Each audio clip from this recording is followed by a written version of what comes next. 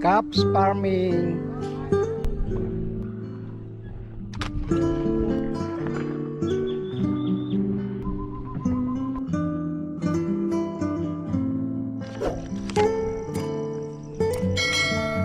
Magandang umaga po mga ka-farmers. So ngayon po ay pipitas po uli ng sayote. So once a week po ay namimitas po tayo ng sayote. Lalak po. Quality. Super lalaki at super kikinis. Yung yan, lalaki. Kakatuwa po. Grabe.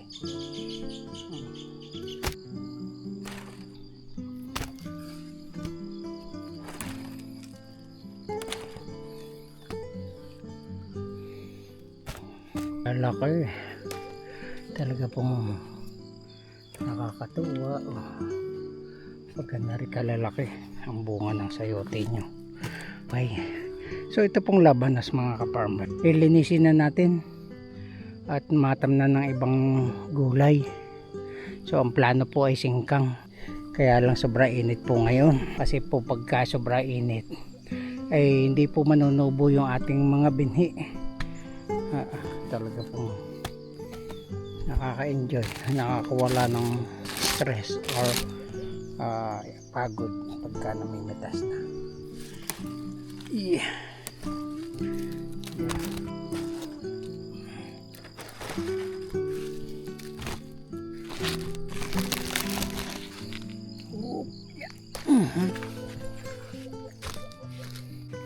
So yan po ang bunga, kambal.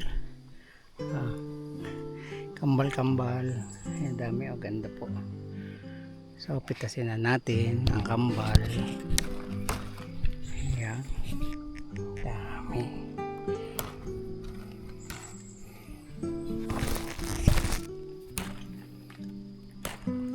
Hoop, yeah.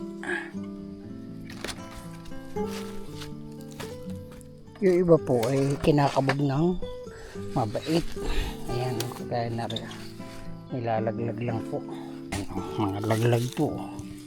Kahit mura pa, nilalaglag nila.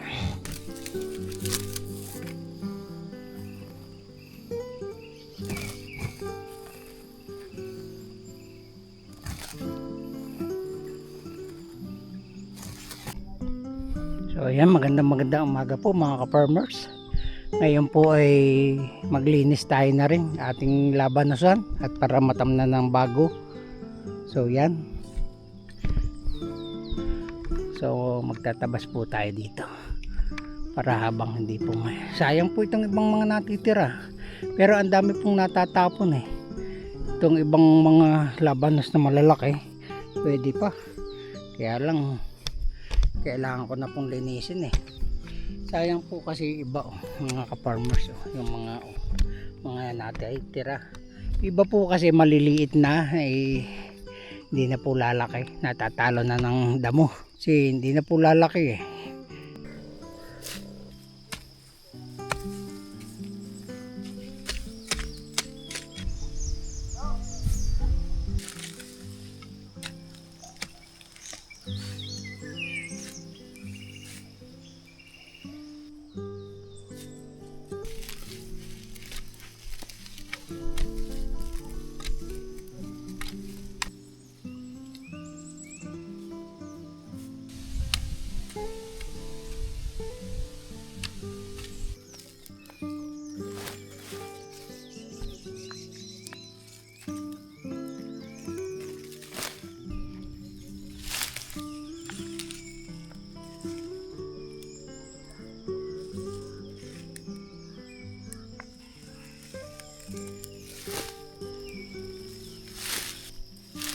Ito po ay last na harvest na to.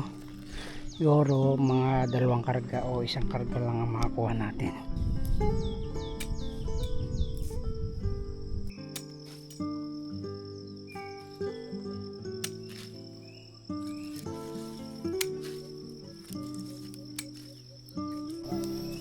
Silid na po natin para sasabit na lang po ng magkakarga.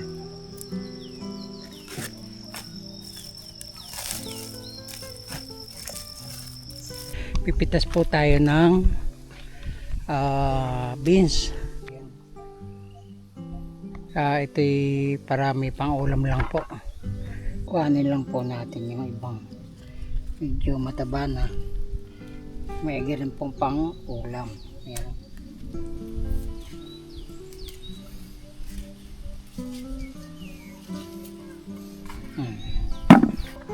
May isang puno ng mais. Dalawa pala. Dalawang puno po yung mais. Mayan lang po yung tumubo. Ayan.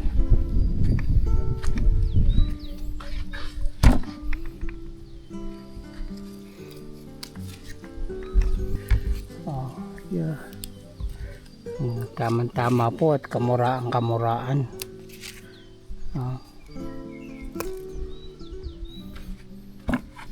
Kuhanin natin yung medyo matataba na para kahit pa paano hindi ho gumulang.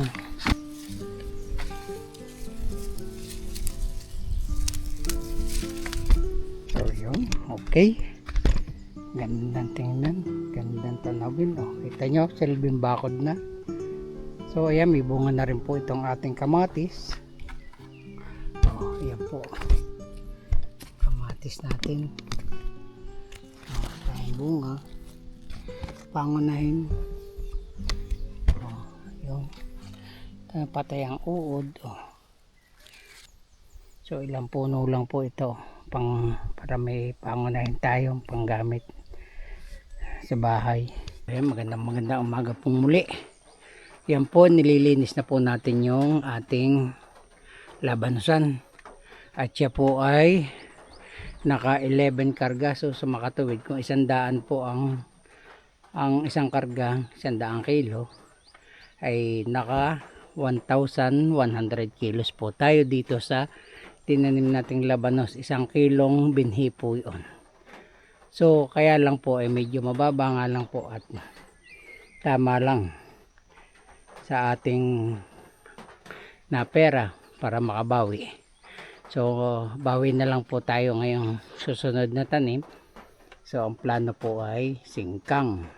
Yun, singkang po yung plano nating itanim dito. So ngayon po ay medyo maulan, kahit alam kong summer na sa ibang lugar. Pero dito po sa aming lugar sa Mahayhay, Laguna ay kita nyo, ayan, umuulan kahit na summer na.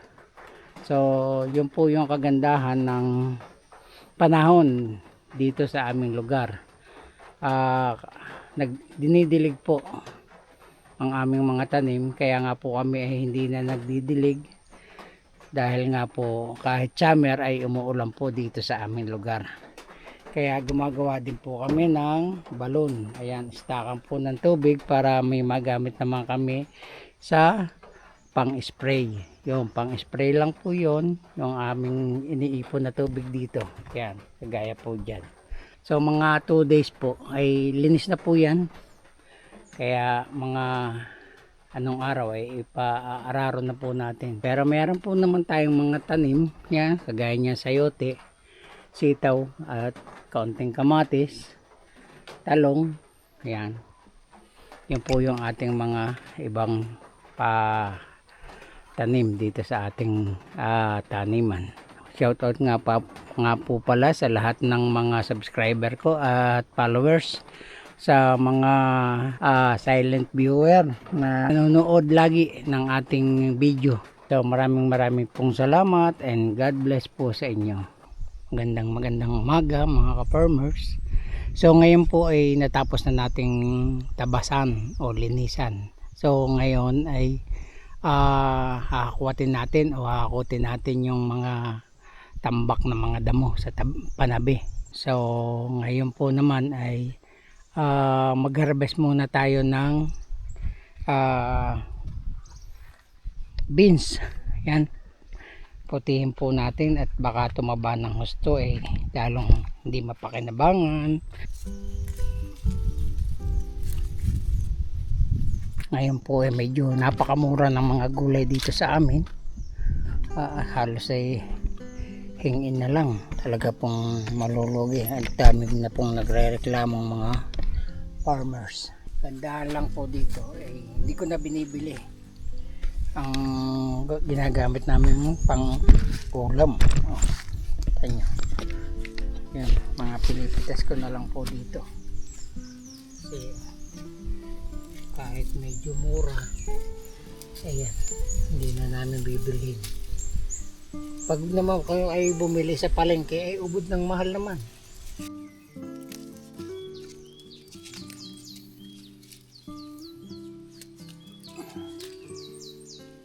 Kikinsi po ngayon dito sa amin ng beans. Kaya ay lambot ang mga farmer. Say pang labor lang po yung napipera nila. Higit pa konti naman yung tanim natin. Panggamit lang po. Kahit paano ay nakakalibre na tayo dito sa ating mga pang-ulam. Pagaya kanina, beans po ang ulam namin. Galing na po dito. Harvest na namin. So ayan, meron pong ilang punong pepino. Ayan. Oh. Yun. Ay, ayos na ayos. Tamang-tama sa mainit na panahon. So yan yung ating pipitasin mga anong araw. Finish na po, natapos na natin. Siguro nakapitas po tayo ng mga kawalay, ano po ito, 3 kilo hanggang 4 na kilo. Okay na po yan. Yung iba po na rin, hindi naman natin kayang ubusin itong napitas natin na ipamimigay naman natin kahit doon sa aking anak sa banga. Ito po yung kamatis natin. May panggamit na tayo mga anong araw. Yan o, ganda. Ito yung bunga. Mga nasa ilalim mo.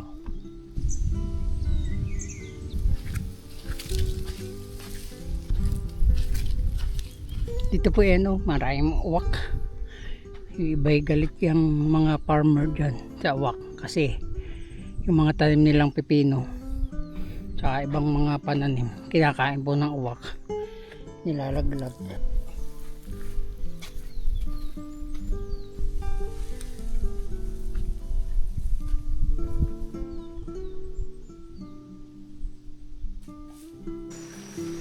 So yan po mga magandang umaga mga ka-farmers. Tayo po ay pumasyal dito sa Barangay Maiit at titingin po tayo ng saging kung may makukuha tayo. Kapatid ko po ang nangangasiwa dito ngayon kasi iniwan ko nga po siya at gawa ng hindi ako makapag-abyad.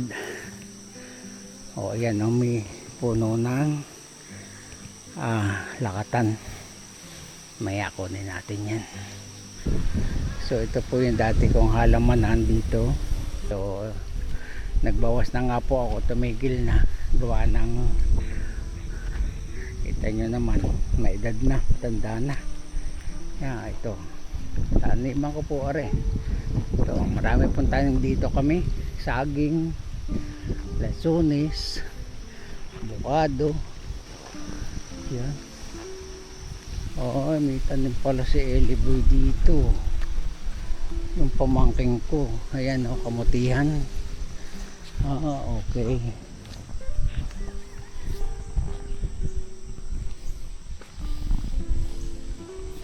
Tanim po rin ang pamangking ko. Yan.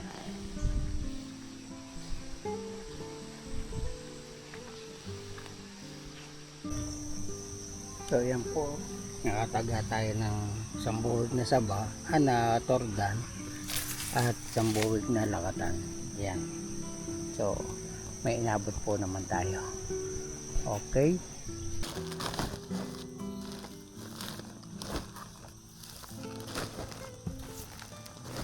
Okay na po. Uwi na tayo. Okay. So yan. Pauwi na po tayo. At dala na po natin itong saging. Ito po, may palayang bubwak na.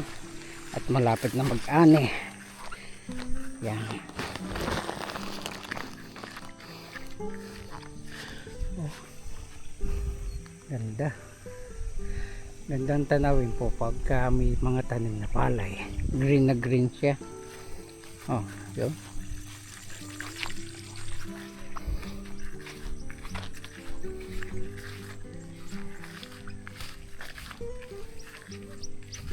Uwian na po.